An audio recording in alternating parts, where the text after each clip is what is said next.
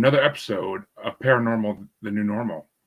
I am your host, as always, Jeremy, trying to make this world seem a little more normal. But today, we might have seen that because that's my guest's job in a way.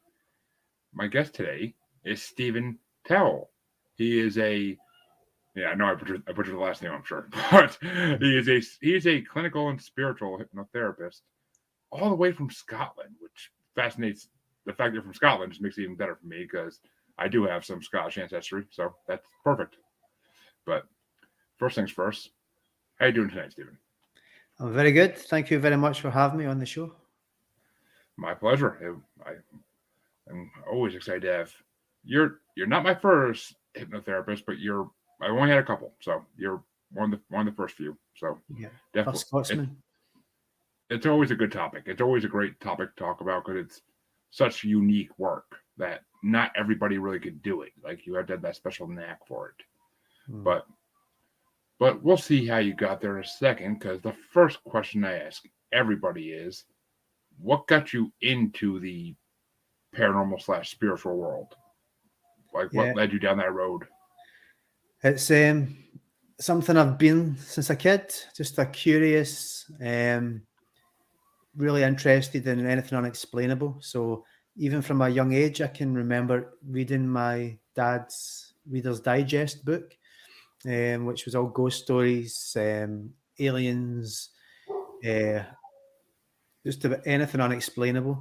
And I can remember even sitting questioning, why is there pyramids in Egypt and pyramids in South America, and how did they manage to do that from all that distance? So I've always been questioning, really curious.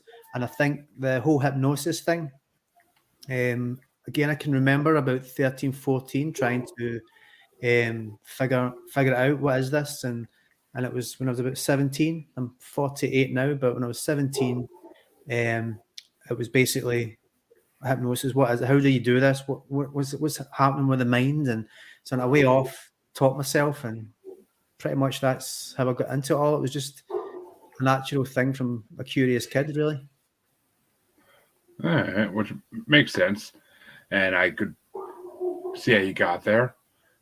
So, did you have any experiences as a kid, like with your own spirits or ghost encounters, anything like that?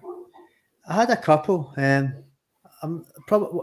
think from what I do, although I work a lot spiritually, it's more of a facilitator rather than reading or experiencing. But as a kid, I did have a couple of things. I remember something happened in my room.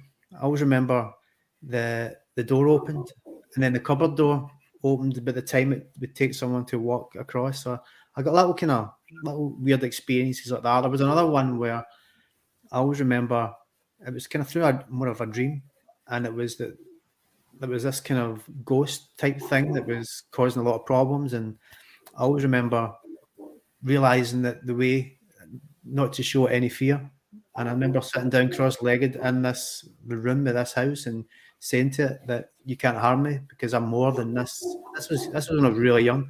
I'm more than what you're experiencing here physically. And the thing went away. So it was, and that kind of thing has carried with me quite a while. There's that I've no fear of any of this type stuff because, as far as I'm concerned, it's just, we might not be able to see it, but it's all part of us and it's all round about us. I like that. I like that attitude towards all this, is that it can't hurt you. I mean, I live in a house with a spirit, and that's just, I mean, I've never seen it, but my wife has, and I get eerie feelings here and there, but that's basically always been my synopsis of it all, is it can't hurt me.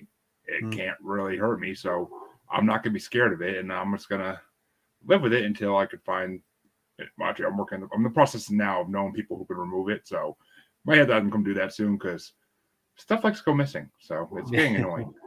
It's more annoying than scary, even. But and I think it sets the dogs off all the time too. So if you can hear them, I don't know if you can hear them barking in the background now, but it's your spirits all kind of piping up. Maybe they're watching the show. Exactly. And according to some psychics I talked to, he has been right around me when I'm doing a show, so he knows I'm talking about him. But so hypnotism. So what what would you say is your favorite part about being a hypnotherapist? What brings you the most joy of doing it? Well, it's quite interesting actually, because when I started out, it was curiosity. It was just, it was suddenly I having access to people connecting to guides and spirits and this and past lives, and so it started off more curiosity, but as the years went on with it, I realized that it was a really important tool for healing and helping people. So I think a bit later, I mean, I wasn't always a hypnotherapist. I've done it since I've been 17, but I was an accountant for many years as well. Quite a strange sort of difference there. But basically, I started studying clinical hypnotherapy. So when I was 17, I taught myself. I was it was 1991. There was no internet. There was nothing about on hypnosis. So I was teaching myself. So I think the thing I get out the most of it is really that at that time it was curiosity, but later in life I started to study more clinical hypnotherapy and how what can help people really to improve my hypnosis skills, because some people struggle a little bit to access, to experience. And I used to wonder, why is it that some people struggle and other people just seem to kind of straight there and talk about it?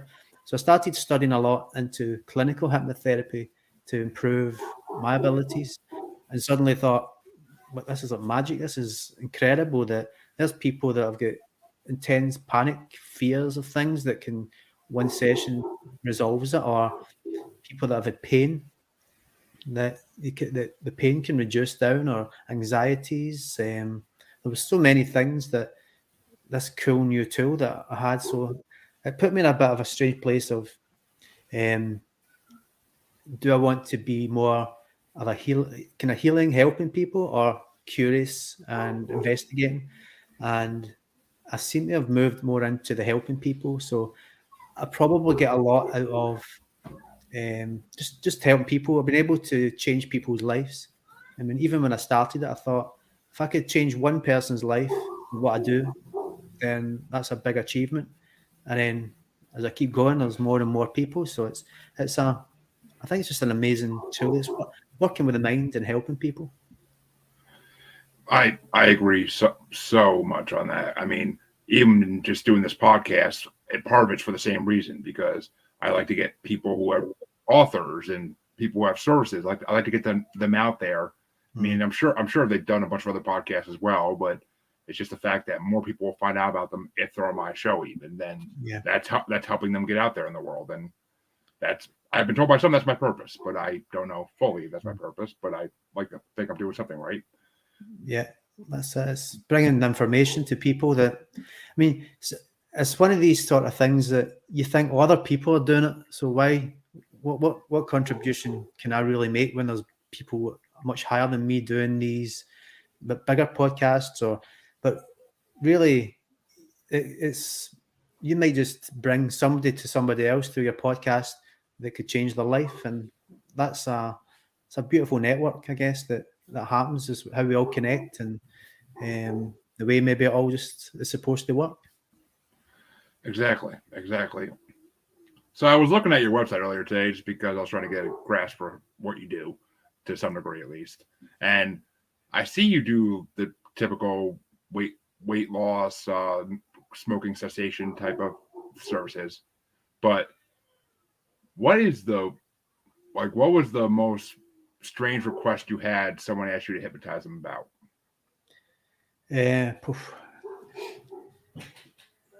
There's so many. I mean, I think I guess it's sometimes it probably doesn't sound strange to me, but asking me to, I guess, their other lives, or but I mean, I'm trying to think of some of the strange fears I've had. People scared of paying their bills. That was one that I had. But I mean, you think that it's the irrational fears sometimes people can have. It's something. So I had a guy that was scared of butterflies, a huge big guy scared of butterflies, and they would run a mile into a panic. And it all turned out it was because when he was a baby, that butterfly landed on his nose and gave him such a terror fright that somewhere in his unconscious mind, he then made this butterfly equals danger into fear and panic. And this guy carried that all his life. So you get a lot of strange ones, and I've had that many clients that I'm failing to actually think of some. I know there's even more stranger ones, but they're eluding me at the moment. But you get a lot of it's quite standard, mostly past life, between life, spiritual, and all the kind of anxieties and maybe fears and things. A man scared of being scared of butterflies. I mean, I know things that happen when we're young can really traumatize us and make us have the weirdest impulses when we're older. But it's just you're not kidding. That is a little bit. That is definitely a little strange. But I mean, you'd be amazed. Yeah, you'd be amazed that it's, and I suppose it's irrational. This is the way that I understand the mind, is that there's one part of your mind. So the mind works sort of in, they call it ego states. So that may be that if you think about when your best friend comes to the door, you go into this whole ego state that might be friendly, your hands might be welcoming, your tonal voice may go up. Like, how you doing? It's really good to see you. You've got a whole set of unconscious responses all happening at that present moment for that situation. Whereas if it was a salesperson that was being very pushy, maybe trying to force you to sign something, put his foot in your door, you wouldn't have that same sort of persona. It would be a completely different persona that you're not consciously switching on. It's just all happening. But through life, we go through experiences that may traumatize, or the many traumas that make us scared or fearful, like turbulence on an airplane. And then 2 years later, someone's trying to get onto that plane, and here's this part of them that's bringing up this fear and terror, thinking I'm going to die because the turbulence was so bad. But the other part of their minds that are thinking, well, it's not that dangerous. It's just an airplane, and nobody else is panicking. So it creates this kind of conflict. And so these irrational fears are really they're just parts of the mind that have taken on a belief, a perception, and sometimes it's almost like they're isolated from the rest of the mind and the rational mind, and it's almost going in and speaking to that part to help that part realize that it is irrational and that it's safe. And here's another part of the mind. You're helping the mind helps itself. You bring one part, bring it to the other.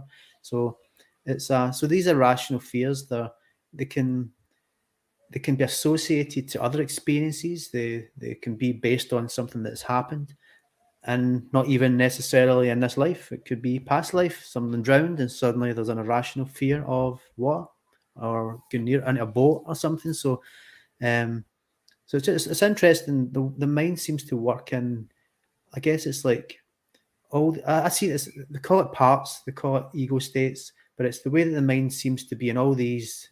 It can be working in different ways. So and competing with each other or conflicting. Think of someone that's trying to stop eating chocolate. You might say, "Oh, I really want that chocolate. I need to get that chocolate," but then there's another part. I need to stop eating that chocolate. It's this internal fight that's going on in the mind, and one part may have emotional needs because, or it was told as a young child that it will get a chocolate if it's good and it'll be a treat. Whereas there's another part that knows that chocolate's not very good for you and it's not a treat. But there they are arguing or in conflict with each other. So it's almost trying to change the way that the mind. This is from the clinical perspective, is trying to help the mind make those changes, those sort of realizations. Yes, and as someone who just had gastric bypass surgery almost a year ago, I could tell you that internal battle about chocolate has been going on in my mind since I was a fat kid. But it's just the way it goes. And I mean, as a smoker too, I could see that there's that internal debate there too, because it's like, oh, I'm stressed, I need a cigarette versus I know it's going to kill me soon. But it's just those debates. And the bit that usually the part of you that is, if it's so something like smoking, is they say that there's smoking, the actual addiction is only a couple of days for the nicotine to leave the system, but the actual it's the habits that are there. That's what you're trying to break, is more the habits. But sometimes behind habits is emotional needs, things that maybe, like you say, you may believe that smoking actually relaxes you, but in actual fact, when you're taking those chemicals into the body, it's putting the body in a fight or flight response, and it's got to work harder to really sort of get this stuff out your system. So in a way, your body's not really relaxing; it's doing the opposite. But you believe that it's relaxing you. So it's so with something like smoking, that's really trying to break down these habits, these beliefs, and these emotional links, I guess, to it. Yeah, as far as smoking goes, it ties a lot into boredom usually too, because you're just like, oh, what to do now? And it's like, oh, I can go smoke a cig. And that's it. It's funny because that, again, it's with alcohol sometimes, with smoking. A lot of the time it is a boredom thing as well. So it might be it's trying to ask yourself, what could I do right now that is because it's technically the smoking, the drinking, drugs, the resource, a poor resource to meet a need to whether it is to relieve boredom or something. But I think using your creative mind, you could think, well, what could I do right now that is better than smoking? And it's trying to get your mind into finding those better resources. So it could be listening to podcasts. It could be I'll just go out and have a walk. And so it's try to get yourself into these sort of forward. What would be the word for it? More solution focused, and trying to break these little habits that we kind of carry. Yeah, makes sense.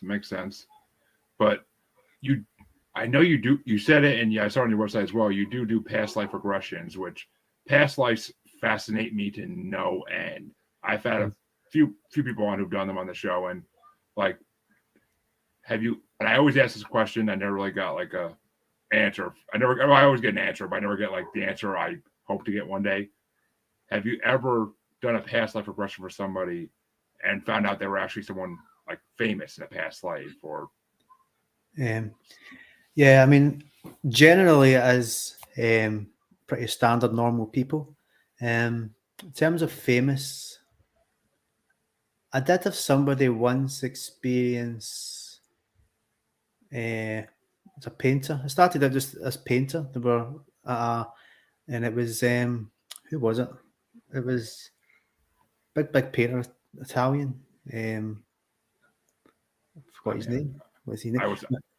I would start naming Italian painters, but I'd be here all day.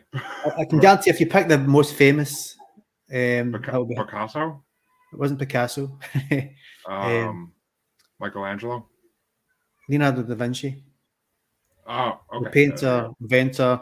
But the strangest thing was that I'm trying to remember the session. It was quite a long time, but some of the answers that was being given, because I knew a little bit about Leonardo da Vinci. I knew that they didn't know who the Mona Lisa was based on, but this girl that was saying that she was him said that it was based on his mother. So after I went looking, and it was that there was all these claims of who they think who it was, but it was somebody like Freud or something that says that he thinks it might have been the mother. But there was other things like moved to France. So she was living in France and had been invited to France, had been at this a gallery that he was with his paintings, and he didn't like he didn't like being there. He didn't like the types of people that were there. And after it, looking up, he had actually moved to France at the request of the king or something, and saw somebody's life out in France. And so it was quite interesting, some of the little details that were coming up. And for that girl, actually, she sort of ended up in more of a creative, artistic type thing. She sent me something that she sculpted, and it was amazing. It was this little sort of sculpture that she'd made, and it seemed to sort of send her into more of a creative, artistic type of path in her life. But generally, I've done thousands of past life regressions probably over the years, and generally they're all pretty normal. They're people that just standard normal people. But the best thing, the one thing that I always remember is that every life is unique, and it has its purposes, and and sometimes it can be someone's been shown a life that they live almost in poverty, but they've got family around about them, and it's almost showing this as if the mind seems to know what it wants to show you. This is the cool thing about this, is you don't need to be too the less involved I am, the more that the mind seems to know exactly what it wants to do. Sometimes it's even jumped into a second life, and that second life has actually had a real bearing on the message that comes from the two of them had to be shown that relates to them now. And it's almost like the mind is it knows it's trying to squeeze this other life in.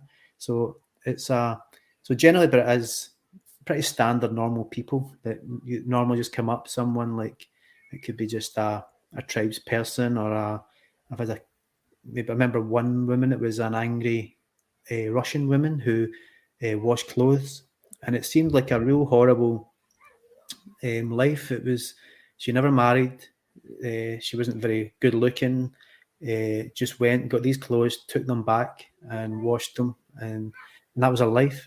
But then it was shown another life in Venezuela, where she was a man, and that man was had a good position in the town. He had a good family, but not a lot really happened. It was just this nice, loving family, had his position in town, done his work. And at the end of it, it was from a kind of guide point of view, it was said that the stuff that you're going through now in your life, it's challenging. But when you look at both of those lives, not always the easy life, the easy path is the right path. You actually probably learn more out of this Russian woman having to deal with all these emotions and this anger. And so it was saying basically that sometimes the harder lives are actually the ones that give you the most growth through what you need to experience, I guess. Well, I mean, it makes sense. You learn more if you have to. You learn more if you have to work your way through life than if you're just handed everything, because then you're not learning anything. I mean, it's basically like being a rich kid. Like, you're just given everything without having to earn it, and you don't learn anything. Responsibility. You don't learn the meaning of a dollar. Like, you just are given everything, and you don't develop anything until you're forced to later in life at some point. But it's just so it makes sense. It really does. Yeah, I was supposed to have a past life reading done months ago by a guest on my show, but it never happened. I keep meaning to get back to her about it because it interests me so much, like who I could have been in the past life. Yeah, it's a cool one. The first one that I ever did when I was 17, and it was my young brother at 6. He was my little guinea pig, and I was trying out hypnosis. I had him picking daisies out of a carpet, and I'm thinking, wow, this works. This is cool. And then I did a past life regression, and the stuff he was coming out with, he was like, this is a 6-year-old saying that he was married with a child. He wrote children's books about dragons or something, and but he was dying of a skin disease and was really worried about his leaving his family behind. And so it's just, I think it's the phenomena of it. It's quite bizarre. I mean, I guess I'm trying to guide people. People come for these sessions, but very often it can be a complete, for some hypnotherapists and stuff that don't really deal with this, that can just go straight to these other lives and start talking about these lives. So that it can be quite fascinating who we are, what we are. And I guess it's an accumulation of who we are now. It's we carry all of that, all the sort of the learnings, I guess, of who we are. Our soul's the accumulation of all the lives. Makes sense. I mean, and I'm guessing as a past life regressionist that you believe in reincarnation. Yeah, I mean, I don't know if you know about a guy called the Canadian Ian Stevenson. So he used to do a lot of studies on children with past life recall. So a lot of children don't even really need hypnosis, because around about the ages of 2 to 7, they've not really developed a critical kind of part in their mind. So in fact, there's a Swiss psychologist, there was a guy called Jean Piaget, who said that the kind of between the ages of 2 and 7 is when before this cognitive kind of critical kind of part of the mind starts to develop.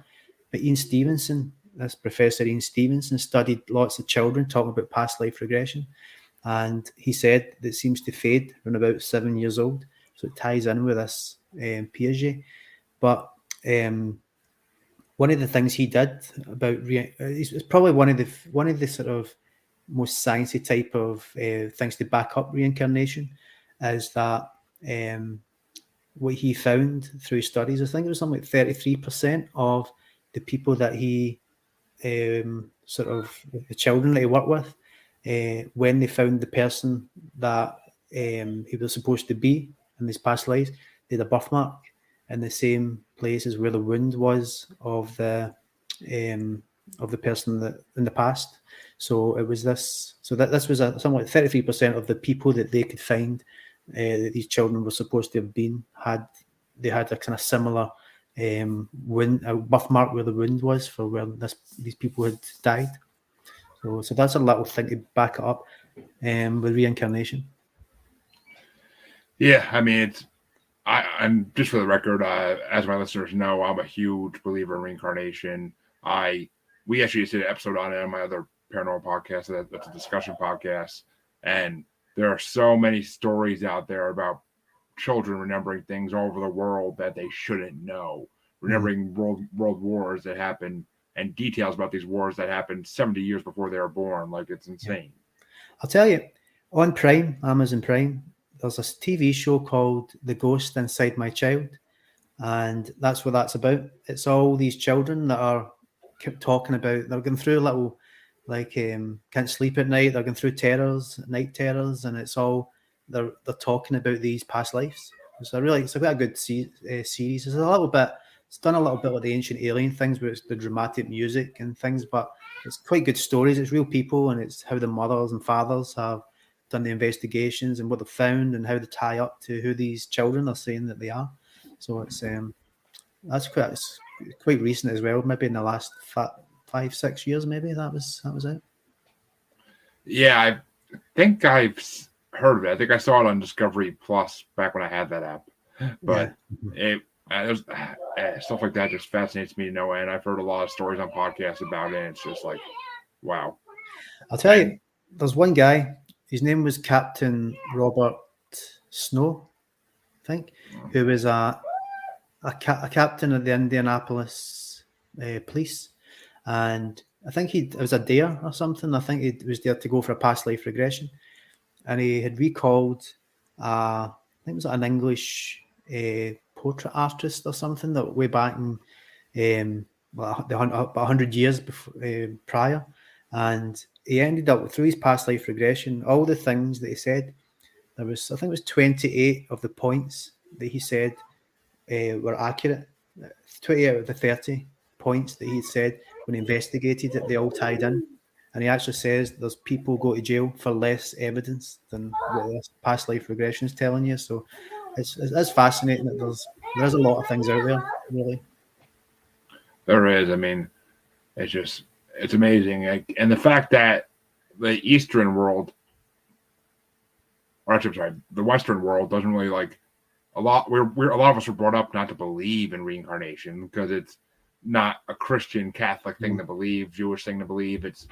In all the Eastern religions, Hinduism, like Buddhism, they all believe in it, and that's why a lot of the stories come from that part of the world, because they're brought up that it can happen. Yeah. So they're brought up that when you're brought to believe something can happen, you're not going to be afraid to talk about it if you have these memories when you're a kid. Yeah. But I mean, in America, I've talked to people who they said they had memories as a kid, and their parents still talk about them like that, but they just didn't. They weren't brought up to talk about it, so they didn't talk about it. They kept it to themselves because they might want to think they're crazy. Yeah, I mean, children, they are, they're so open. Even children will talk about ghosts as well. That they'll actually. I had a friend who had a little boy, and when there was, I think, like your house, there was some stuff going on where they could hear footsteps going up and down the stairs, and someone walking along the halls. And my brother was in helping to do some work on the house, and he said he was in there himself, and he could hear footsteps coming up, and he's going out to see who it was, and there was no one there.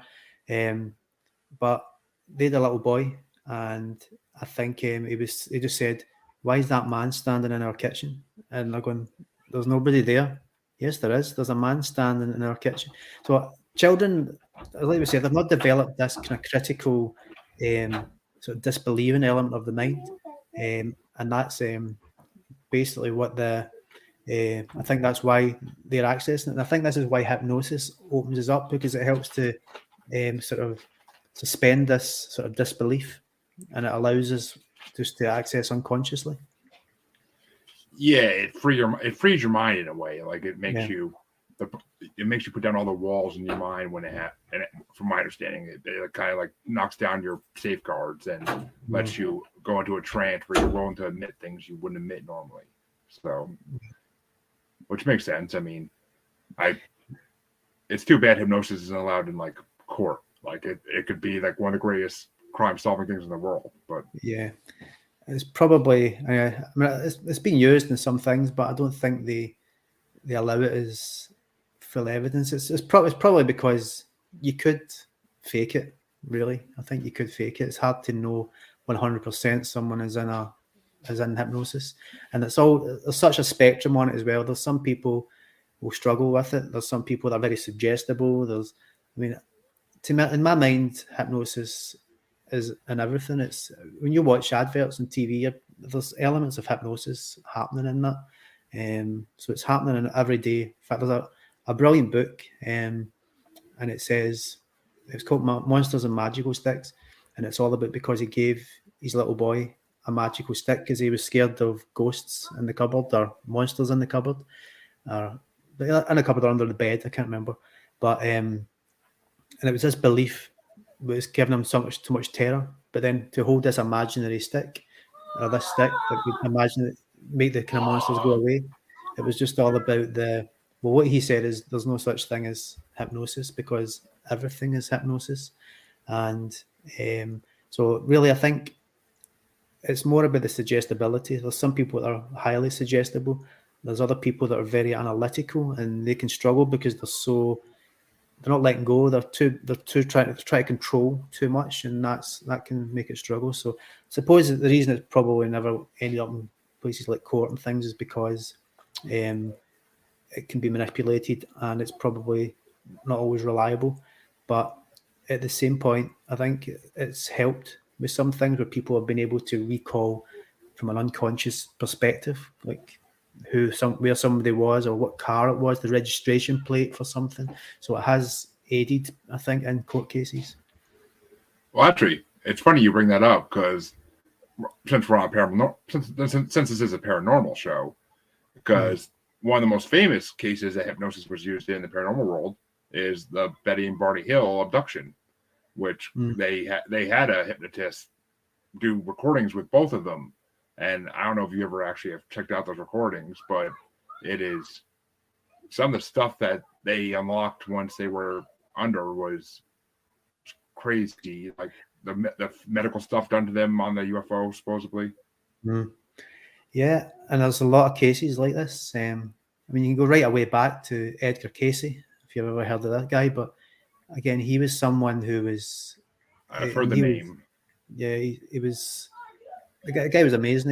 It's him that talked a lot about Atlantis, and people were writing to him, and they'd go into this hypnotic state, and then just say they would read the sort of questions or the ailments that they had, and he would tell them, they would say what they had to do, and it was all coming. I guess it was obviously maybe like a channel type of kind of situation, but through the use of hypnosis. So he was huge. Edgar Cayce, he's quite a big name.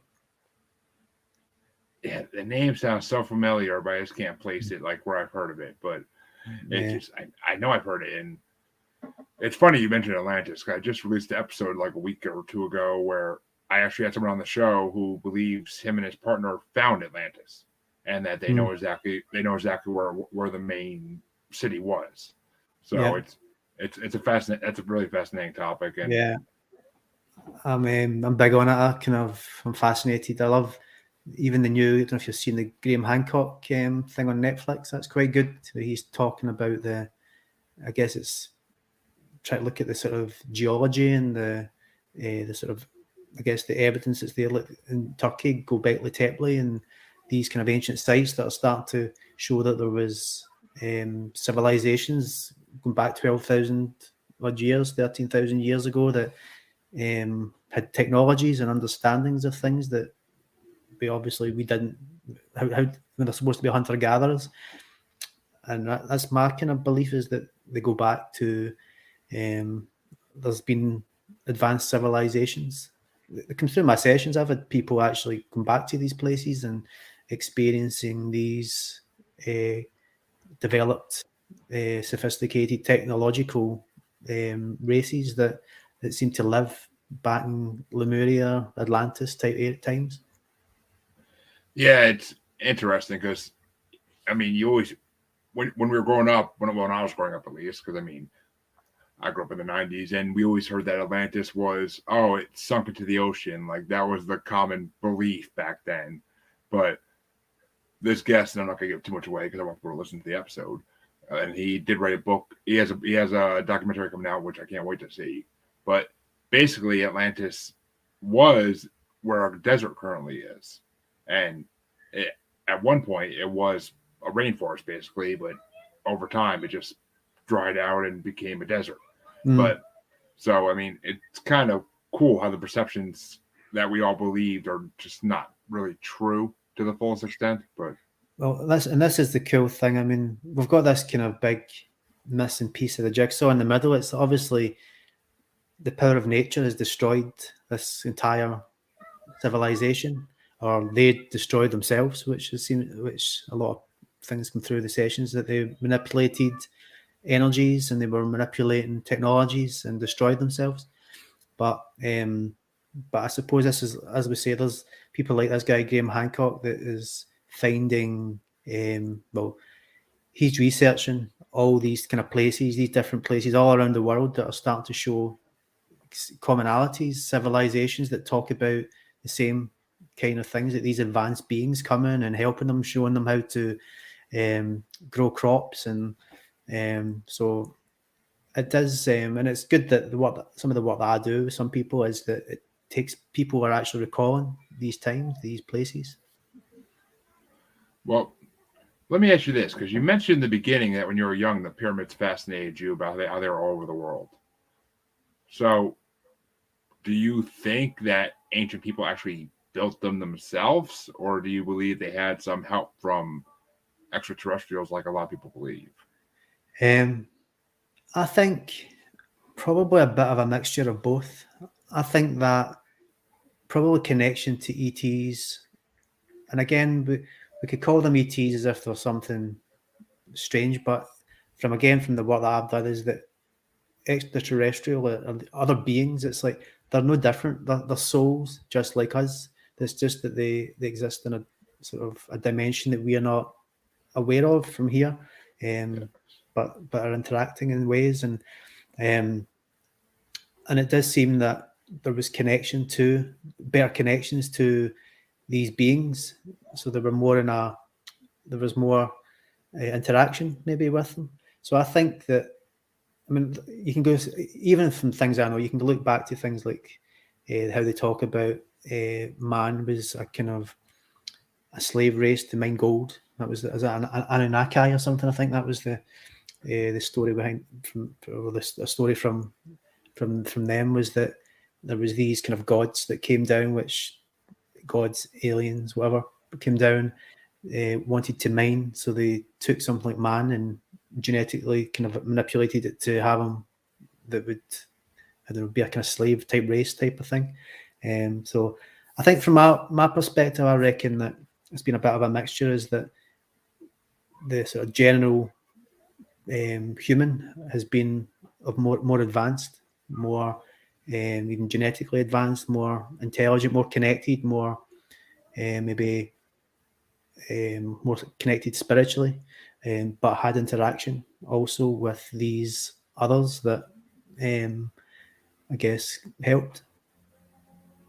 Yeah, I'm a big fan of the theory that the old gods or ancient gods were all mainly aliens, extraterrestrials, whatever you want to call them, and that they were coming to try to teach humans how to I mean, I could believe in the slave theory too, because I mean, why wouldn't they use us to do what they want? They're way more intelligent and advanced than we ever will be for a Mm. long time, so it makes sense. But You think you could look at that? I mean, when we say a slave race, it sounds quite bad, but in actual fact, that slave race has continued to progress, and maybe now as we kind of move further forward, we're starting to advance spiritually and become more connected. So who knows whether there's so many theories around about it, but it's hard to know for yeah, sure.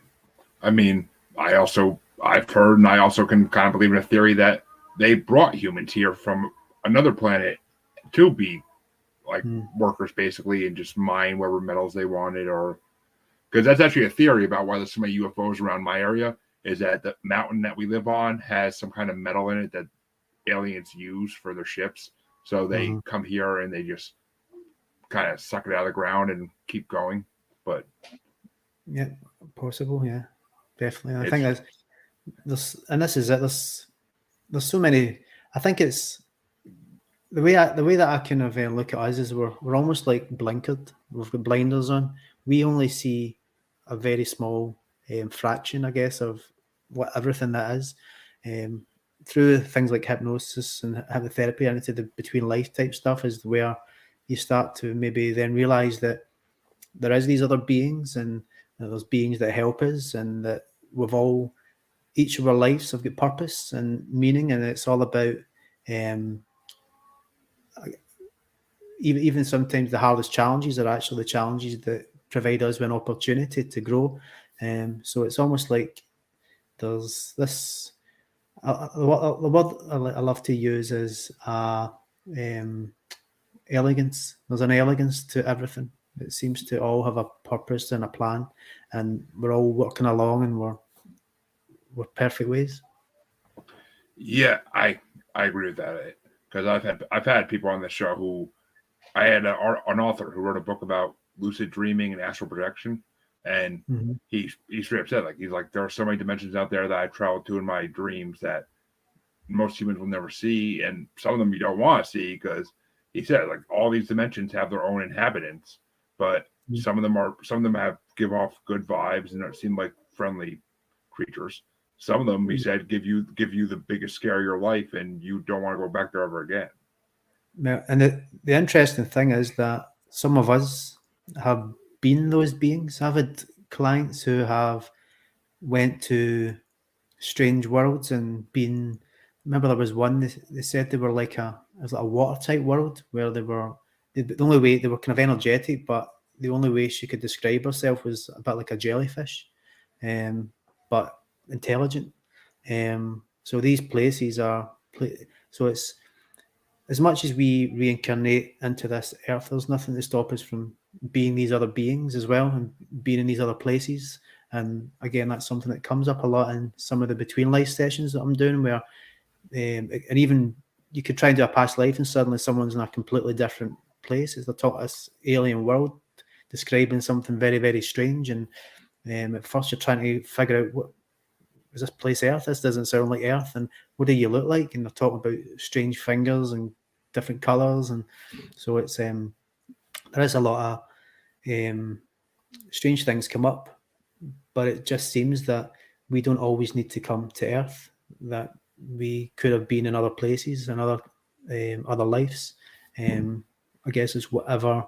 And one of the things that comes up a bit as well is that there is some of us are beings who have came here purely to help with an ascension or to help us along to try and get us out of this denser frequency energy.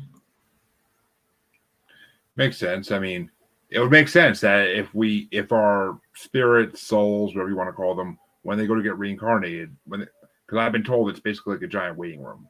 That's what other psychics memes have told me, is that it's like a giant waiting room up there, and you're basically either you reached your full potential and you get to go to some place that no one knows about, or you come back to Earth, or I mean, it's possible we go to other planets too instead and take the different forms on, or different dimensions.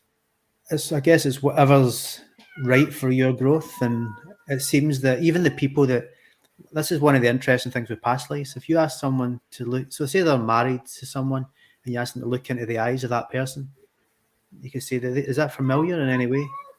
And they may say, that's my aunt, or that's my brother. So, and it's the idea of soul groups, is that we are all part of soul groups. We've got guides that help us, and they help us plan our lives. And these lives will, I guess, the opportunities, the challenges, they'll be presented along these lives.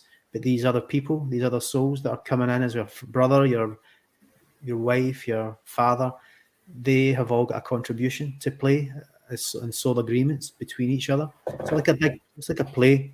It's the best way to think about it. So a big stage play where we've taken the characters and we come out and we play these different characters, and then we leave.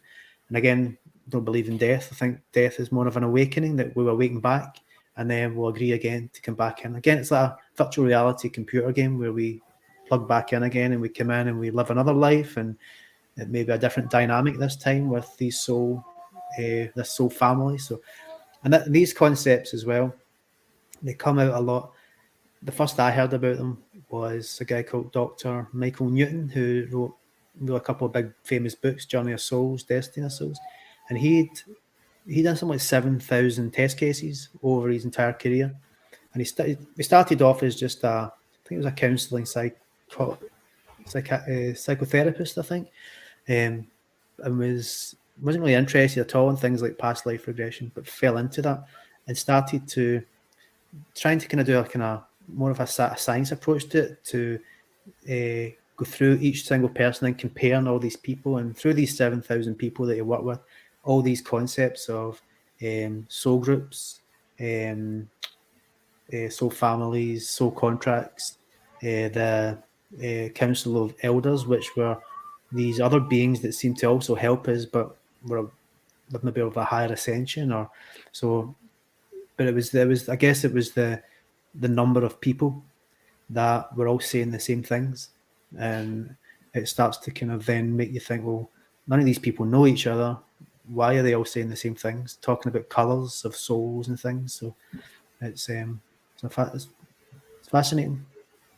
It is. I mean, it's been one of the biggest mysteries over the last 100 years and there's been so many TV shows about it, movies about it, like what happens after you die. Like that's been the biggest question, because it can't be as most people, I believe, they don't think it's as simple as what religions will tell you. Like, oh, there's only two places, you go to one of them.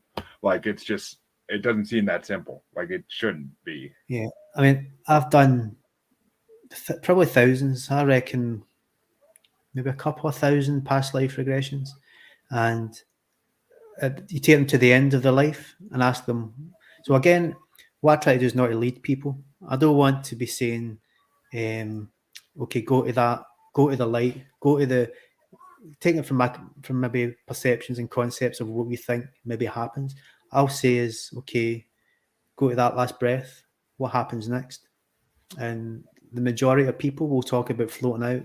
They'll talk about light. They'll talk about feeling, that this total release and this really amazing feeling, or then sort of floating somewhere, feeling presences, guides coming to help. And so it's so common, and it seems to be that. And even when you look at things like Dr. Raymond Moody did all the near-death experience stuff, it was all similar stuff, like these tunnels of lights, and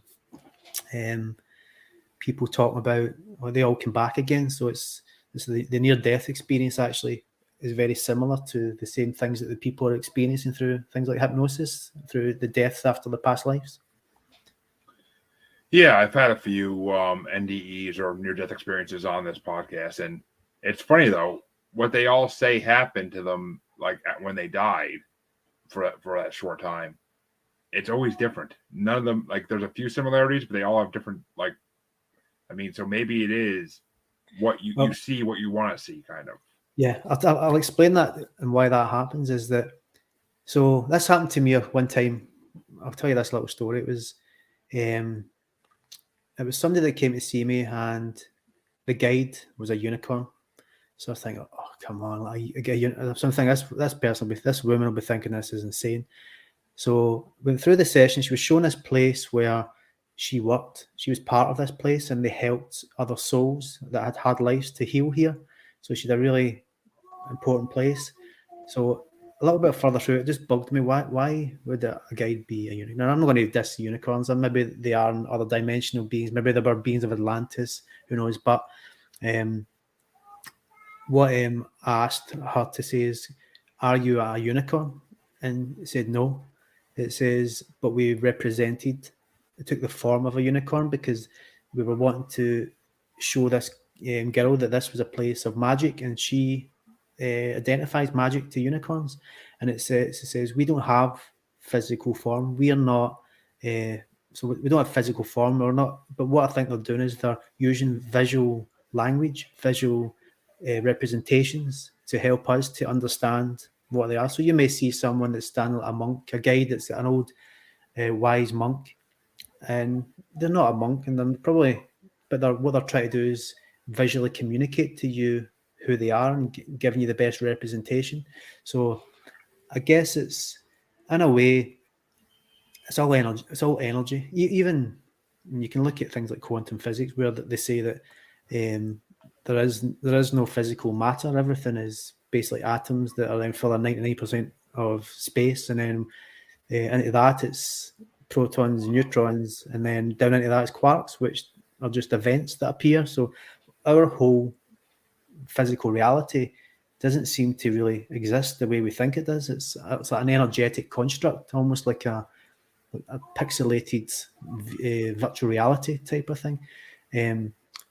But we are limited to these senses, whether it's visual or feeling or auditory. And what it seems is that these experiences that people are having, I guess that it's maybe unique because it's a visual representation. It's their interpretation of what it would visually look like, but there is no visual reality of it. It's an energetic experience. It's a energetic consciousness. So I guess that's why there can be variances in the way people experience, because it's their interpretation, I think.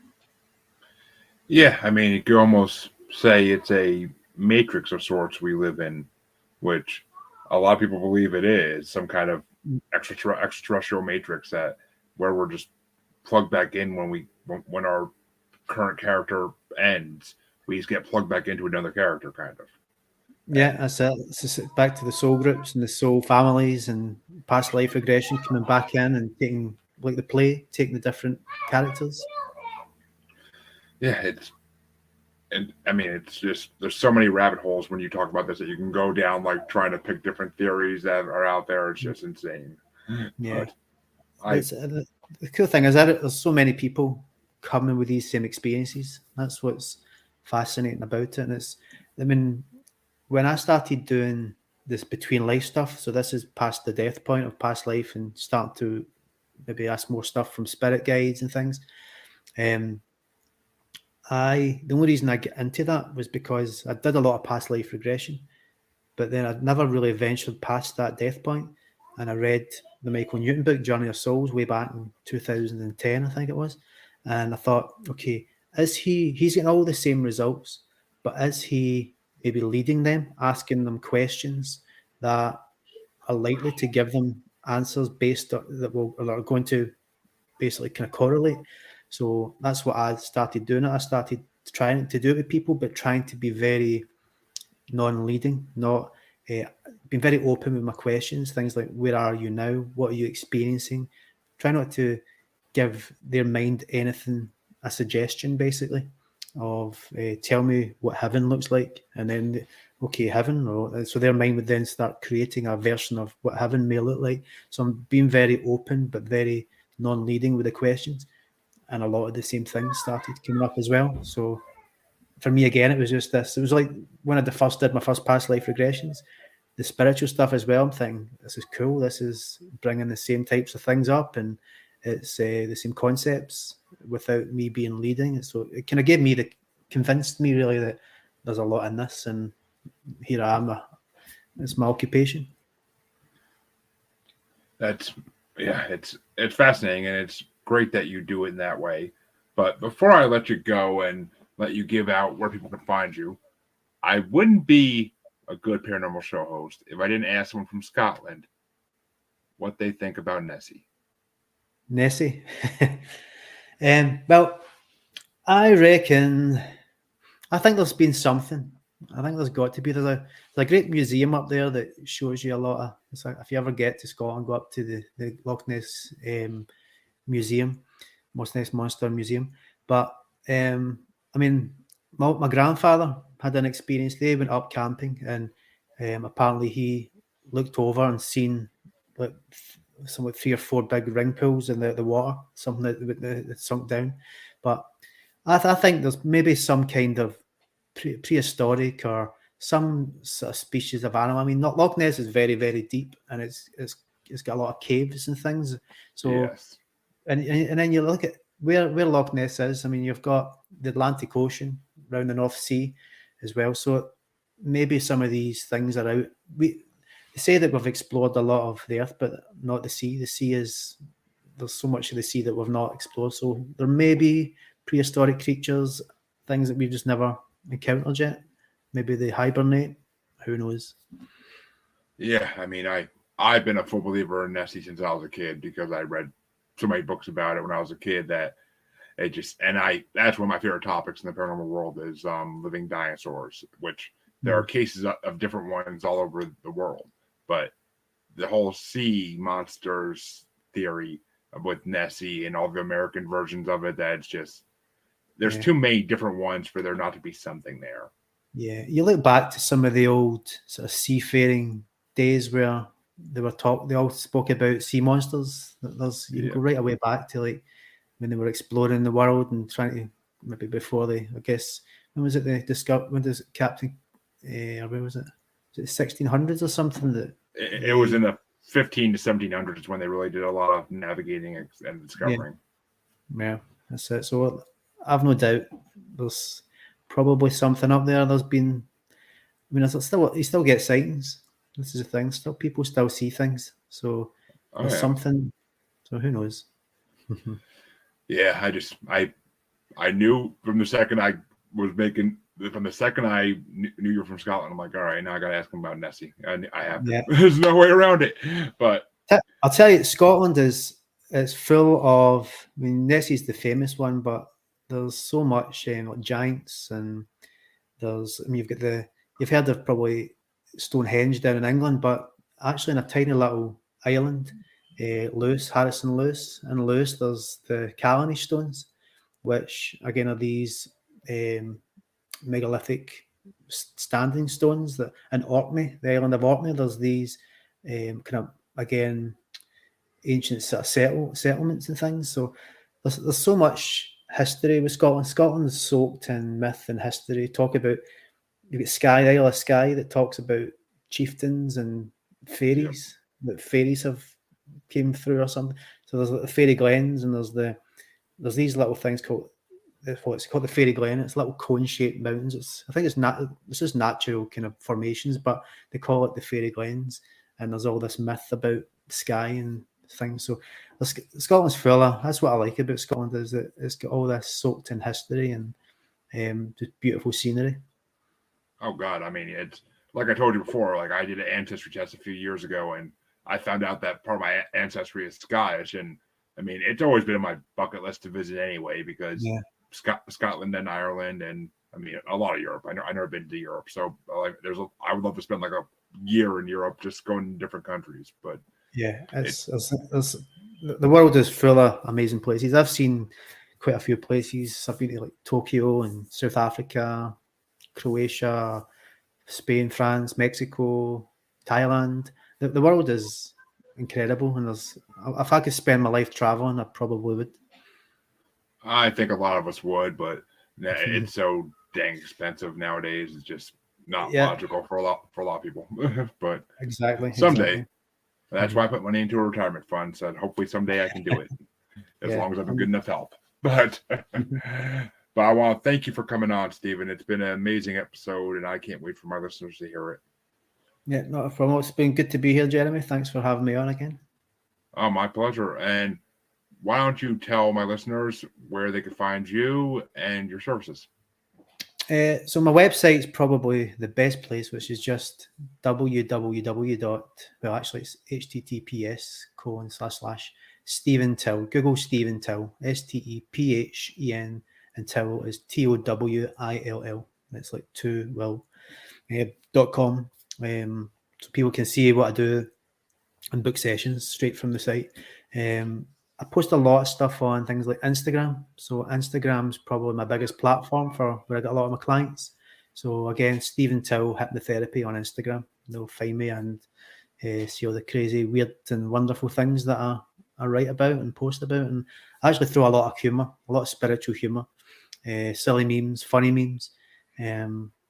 First I found that they were actually very good for engagement and people liked them and they get more likes and stuff than my post I would spend hours writing. But what I realised is it brings a lot of joy and laughter to a world sometimes that is stuck with horrible news and wars and viruses. So it's a nice little escape for spiritual humour as well. I put a lot of stuff out on it. Sounds amazing. And I will put your website in the description of the show of this episode so that everybody can just click on it and go to it. But of course. Perfect. And I want to thank you one more time for coming on. And to all my listeners, you can find me on Facebook as Paranormal the New Normal / Maniacal Music Musings Podcast with an S Facebook group. You could find me on Twitter and Instagram as @JuggaloBastard. You can find me on TikTok as @JuggaloBastard Podcast. And you can find us on YouTube as Paranormal New Normal, which we now stream on YouTube as well. So anytime I do a live, it's right on YouTube as I'm doing it. So thank you all for listening. And thank you, Stephen, again for coming on. It's been a truly fascinating hour. I will see all my listeners next week, or half a week, actually. But catch you next time.